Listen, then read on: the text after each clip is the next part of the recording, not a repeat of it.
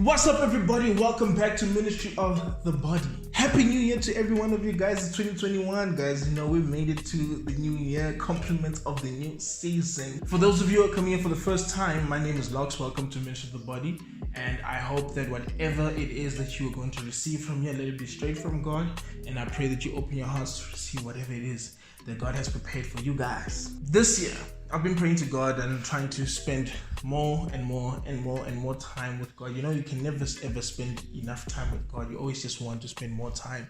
You know, and I was just asking God, like, this year, what must we do this year? It's 2021. You know, and a lot of people are saying that 2021 is just the part 2 of 2020. To be honest, if that's what you guys believe, that is exactly the year you're going to receive. You're going to receive the same year as 2020. People may say, but what if this is just how God wants things to be? Then, I mean, guys, have you not read the Bible? You know what I'm saying? Like, there are many stories that sound like 2020 and 2021 where people had changed their fate because they petitioned to God, right? For example, take Rahab, right? Rahab and the rest of the city of Jericho were all supposed to be killed, all of them, because the Israelites were supposed to take over Jericho, right? And now, when the spies came to spy and see, then tango Jericho, Rahab was like, yo guys, I know you guys are here to take over, and I know that you guys are gonna kill us, and God is on your side. I know I don't serve your God, but please, when you guys come here and take over and kill everyone, don't kill me and my family, please. She petitioned, and what happened? They kept their oath. When the Israelites came to take over Jericho, every single person in Jericho, the whole city, everyone was killed except for Rahab and her family. One. And it's not like there was anything special about Rahab. You know her occupation, right? She was a harlot or a prostitute, whatever you want to call it. And back then, that was seen as the bottom of the barrel people, you know.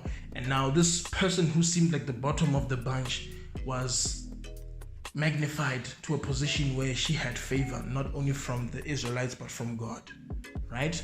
So you don't necessarily have to be in the line of Abraham's blessings are mine in order for you to be able to go and petition to God. There's a clear example of someone who was not standing in line of inheritance of Abraham. You know, the promise of Abraham. It was not on Rahab, but look at her. She was favored by God. You get what I'm saying? Now, imagine you believer, you are in the line of Abraham's blessings are mine. So, what more? I mean, if you go to God right now and say, God, look, I know 2021 is like this. The conditions are not very accommodating, but please, God, please change whatever it is that is going to happen in this year concerning me and my family and the people that I love, my friends. You know what I'm saying? And God will definitely listen. He's a listening God. That is exactly what God does. So the thing is, it is important to know the promises that God has put in your life, you know, the promises that God has bestowed upon you. Because how do you go to God to go and negotiate terms and conditions if you do not even know the promises or the things that you have in inheritance? It's like going to court to go and dispute your inheritance, right?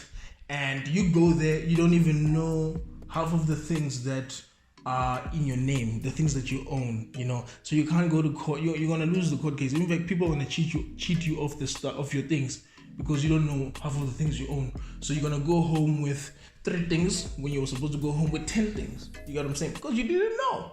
You get what I'm saying? It's the same thing that happened to Adam and Eve when they got tempted by the devil, right? The devil came to Adam and Eve. Well, they came to Eve and he said, listen, the reason why God doesn't want you to eat that fruit is because he doesn't want you to be like him, which was a lie. Because before that, God said, let us make humans in our image, the same likeness in spirit and in character. He said all of those things. They were already like God, and the devil's like, then you'll be like God if you eat a fruit, and you'll be like God.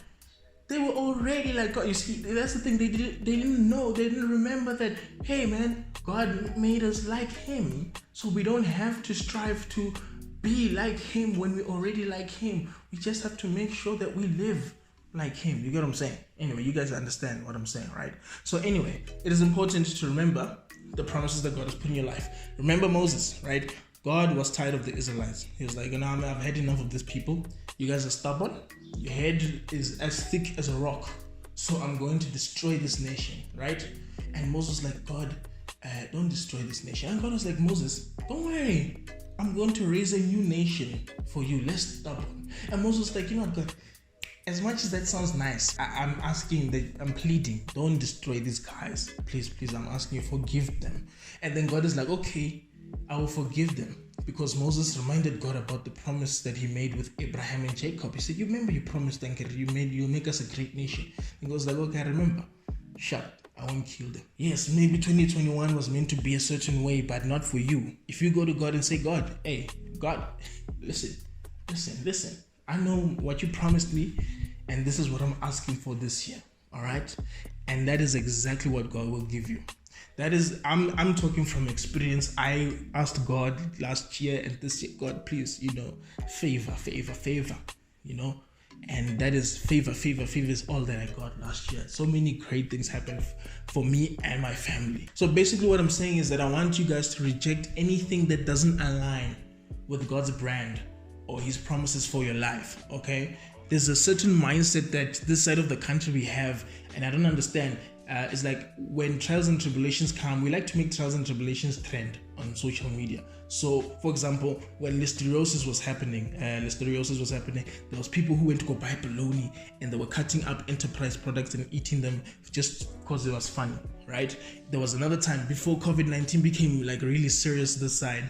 There was a dance, like when people were still in the clubs. Corona, yeah, Corona. I mean, people were literally fetching COVID-19 in the air and inhaling it. That's what the dance was. And I'm saying, guys, this is a terrible mindset to adopt. These things are actually more spiritual than you think. In fact, we're in a time where both God and the kingdom of darkness are very responsive to the things that people do and say. So everything that you say, everything that you do, God is going to respond to that. And the kingdom of darkness is going to respond to it. So it is important that whatever you do and say, it pulls a response from the right place. We should be careful of the things that we do, all in the name of fun. And speaking of fun, right? Speaking of fun, which is something that this side of the world, the youth love. We love fun in South Africa. In fact, not just the youth, everybody in South Africa likes fun. You know what I'm saying? So we are about to go into a bunch of videos that God is preparing that is going to speak directly to the youth. You get what I'm saying, right? Because we've been asking ourselves, how is it that we can live a righteous, holy, fulfilled life, right?